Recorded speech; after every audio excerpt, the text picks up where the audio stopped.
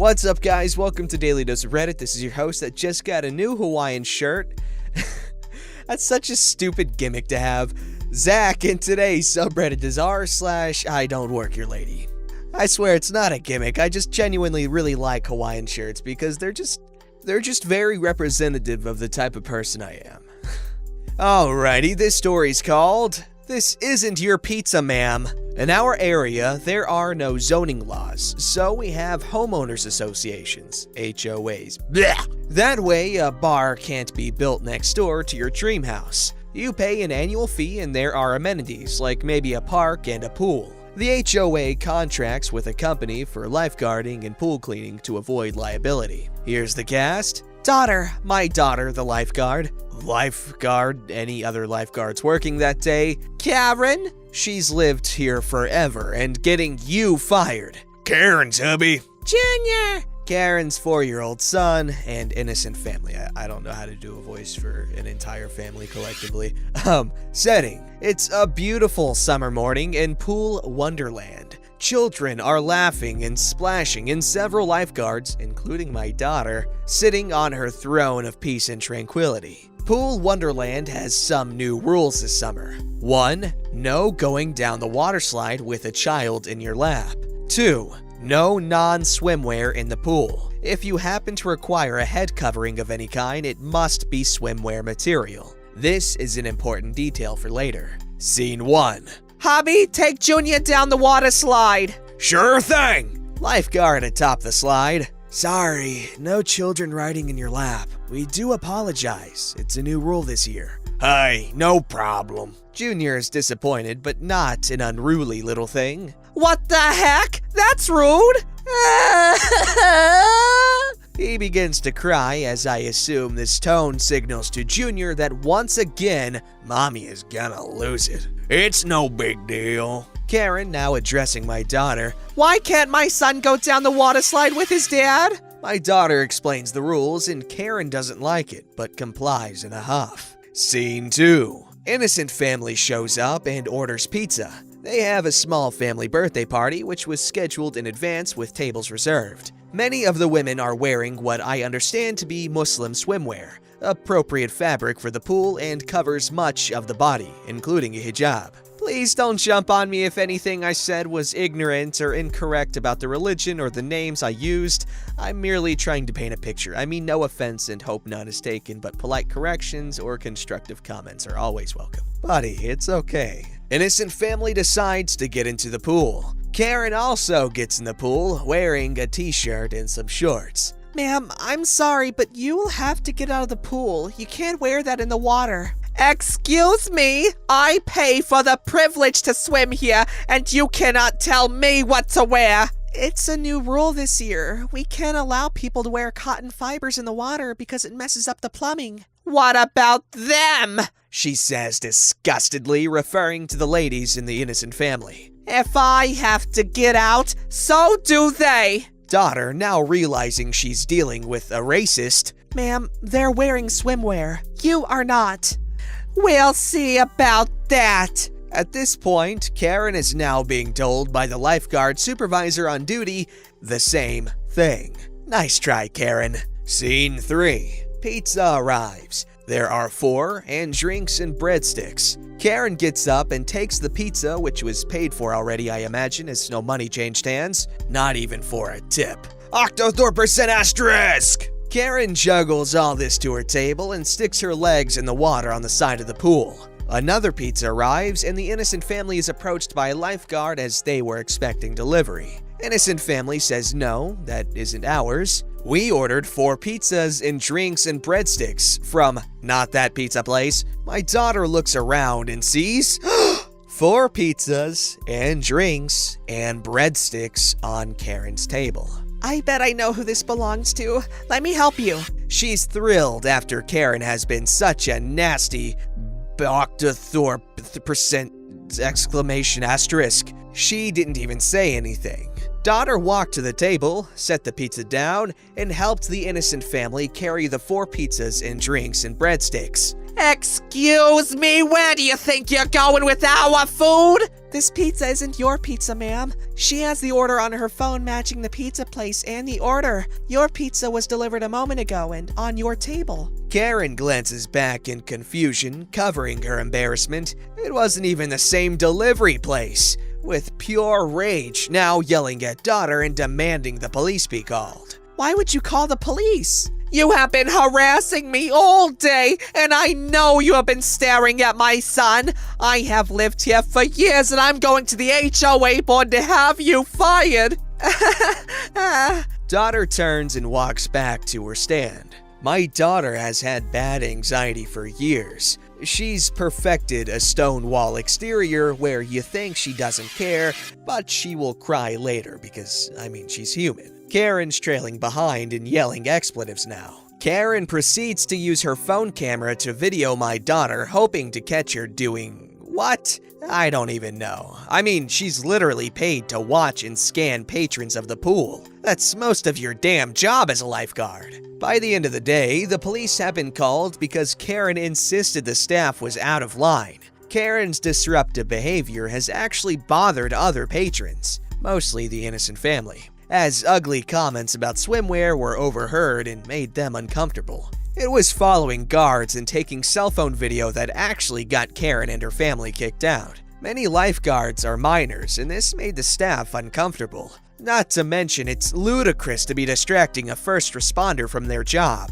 Karen did not return to the pool for the remainder of the summer, not because she was banned. Hopefully she went home and looked in the mirror and was too embarrassed by her behavior. Karen, you can do better, okay? You know what you should do? Go back there and apologize. It's not that hard. And given how the family handled the situation, and because I know my Muslim peeps, they'd probably forgive you and be okay with it. But of course, a Karen is a Karen and most likely will always want to be a Karen. Because you know what? They don't be caring all that much. Also, we gotta appreciate how lightly OP was treading with the whole thing, but you're not gonna offend anybody by getting the name of the burkini wrong. This story's called, I'm Not in the Military, Shove Off! This was years ago. My husband was in the Army on his second enlistment, 5 or 6 years total at this point. He'd already been through a couple of deployments by this point. We were at a new base overseas, and I'd gotten a job at the after-school care facility on post. Well, his unit was getting ready to deploy for 6 months, so they were in the thick of all that. The chaplain was having a pre-deployment meeting for all the spouses to talk about the changes to expect while our spouses were deployed. From practical issues to emotional stuff to disruptions in routine. Bear in mind, this was back when, if you were really lucky, you maybe got a 10-minute call from your spouse once a month. Maybe an email as well. Letters were still more common than anything. Now, both my husband and I are pretty easygoing, and we'd both been through a couple of deployments, so I already knew the drill, what to expect, how to manage, etc. So I decided not to bother with the meeting. Now, don't get me wrong, this is a fantastic resource for spouses, and they would do a post-deployment one as well to help everyone transition back to normal life with their spouses, but I didn't feel the need to attend. Couple days later, my husband shows up at my workplace and tells me he's been ordered by his lieutenant to bring me to the spouse meeting. This was a second lieutenant who is fresh out of OCS, was not prior enlisted, and my husband had socks older than this guy's term of military service. For those who don't know, a second lieutenant is the lowest ranked officer. They're the noobs, and it's very common for them to think they know it all and act accordingly. This guy was one of those. I was highly peeved, but not for one moment did I blame my husband. I could tell he was annoyed as well, and I knew that since it was a direct order, that he had to obey it. I thought for a minute and asked him to hang on a minute so I could talk to my boss. Now, school was set to let out soon, and they needed me there because of adult-child ratio requirements. But I explained the situation to my boss and told her I'd be back as soon as possible. She understood the situation and said she'd fill in for me till I could get back. She was cool that way, and everyone on base, if they weren't military, was the spouse of one, due to being on an overseas base. So they all knew and understood when stuff like this came up.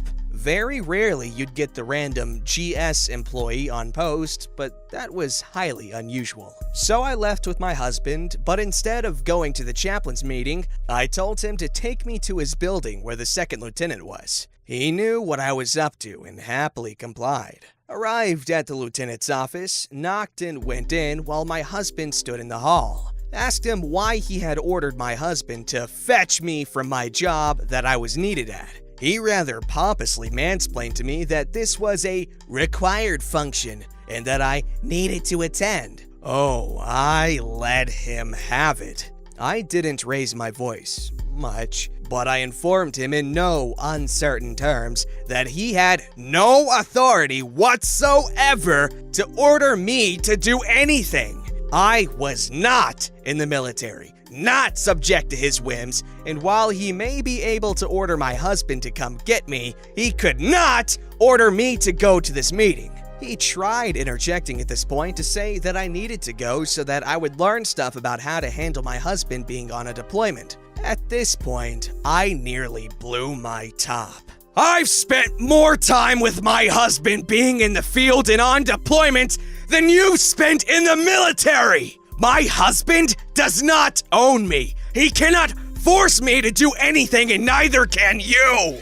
I will not be attending this meeting, and you will not force my husband to take me there. I am going back to my job, and if I hear that you tried to make his life miserable because of it, so help me, I will go up your chain of command and make sure you regret it. Now, the building was not full, but it wasn't quite empty either. Oh, and the higher-ups were in their offices pretty close by.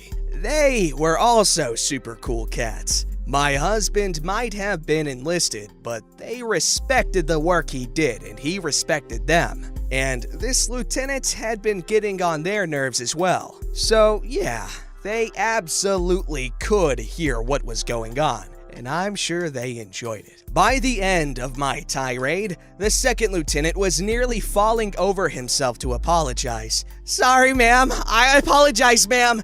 It won't happen again, ma'am." He knew he was in the wrong, and by this point, he also knew I'd make a right royal stink if he tried to make me do anything, or tried to punish my husband for my actions, or lack thereof. I left and my husband took me back to my job, grinning like a fool. I was still pretty enraged at this point, but was cooling off pretty rapidly. For a few weeks afterward, I actually was concerned that there might be fallout for my husband because of what I did. But there wasn't. At least not more than the usual beaver sausage he dealt with on a daily basis. It was one of the most satisfying moments of my life. Like I said, I'm pretty laid back normally, but I will get steamed on other people's behalf. The problem is that I almost never have the opportunity or the right to get involved, and I recognize that sometimes doing so would definitely make bad worse. So having this opportunity was just golden. Wow, well, she definitely tore that guy a new one. Alright, this story's called The Double I Don't Work Here Whammy. On mobile, formatting will suck, typos will happen. Late 2000s. Background. I'm shy about jack squat. I work in healthcare tech, and I was a hospital volunteer growing up. Periods don't bother me. Squeamish men can piss up a flagpole as far as I care. I live near a mall, a big one, 3 floors with 4 anchor stores. I'm a professional, and I wear a shirt and tie to work every day. Press slacks, nice shoes, I have my work ID and maglock door card on my belt. Here's the cast. There's me, Karen 1, and Karen 2. I'm on my way home, and my wife calls, asking if I will pick up feminine products, period pads, guys, for her. I swing by the mall, as it's literally 2 minutes from my exit, and I go to a big store named for something a marksman would aim at. I enter the aisle for feminine products, looking for my wife's brand of pad. No luck. I assume that I'm the moron, and so I keep looking, scanning the aisle. Where's Brand I happen to be looking for, too. No idea, ma'am. If you see any, let me know. What? You're the one who works here, not me. Why would I help you find your own products? No, ma'am. I don't work here. I'm looking for pad brand for my wife. I can see you're a manager. You even have a tag. Now help me find. Brand of pad. I don't work here. I work for company I really work for. This is my ID and door badge. Wanna see? I pull it off my belt and show her. The logo is red, but it looks nothing like the store named after a block of hay that an archer would shoot at. Karen 1 proceeds to huff and move on. So do I. This store really missed the mark. Come on. I move on down the mall to the grocery store that anchors the other end. Yes, this mall is big enough to have a full grocery store and a department store that also sells groceries. I go looking for pad brand. Enter Karen 2. The store did have the pads I needed to get, but I hadn't picked up the pads yet, so my hands were empty. To save space, the conversation was almost identical, except that she wasn't looking for the same pad brand. She wanted to know where something else was, and she didn't huff and leave. She went full Karen before the badge was shown. Well, what are you doing in the feminine products aisle if you aren't a manager? My wife needs... That's a likely story. Show me your badge there. Here you go. Karen 2 doesn't register the completely different logo. This store is not red-themed. She just wants my name. I'm going to call General Manager. My husband knows him because he used to work here, and I'm gonna have you fired. Okay, but when you do that, tell him I quit. You're a $, ampersand, octothorpe percenting, ampersand, octothorpe, $, Do you know that? Lazy. And so it went. The woman practically spitting on me as she spat expletives. I, having had it, and having picked up the pads by now because I'm not stopping for some batty Karen, head to the only express checkout lane with an employee working. Karen 2 follows. Karen 2 cuts ahead of me. Karen 2 assails the poor checkout clerk. This man has been accosting me. How dare you have such a horrible manager? I'm gonna have him fired. Would you call security? This Euro Octothorpe ampersand $ has been accosting me, and I'm about to lose it. Karen 2 screeched. Literally screeched. There is nothing more powerful than delivering the worst curse word possible in a matter-of-fact voice to somebody who has already lost their cool 10 miles back and is now in full Karen mode. The how dare yous were almost as prevalent as the purse clutching.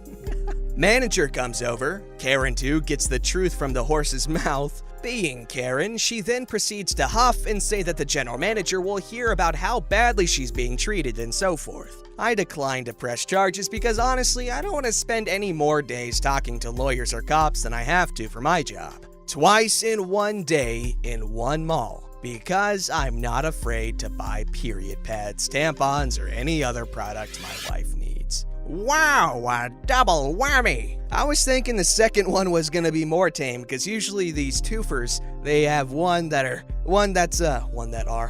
is crazy, the other one's just, whoopsies. But no, it got progressively worse. Well, he got out alive, and his wife got her, stuff. Don't forget to like, subscribe, and hit that bell to never miss an episode.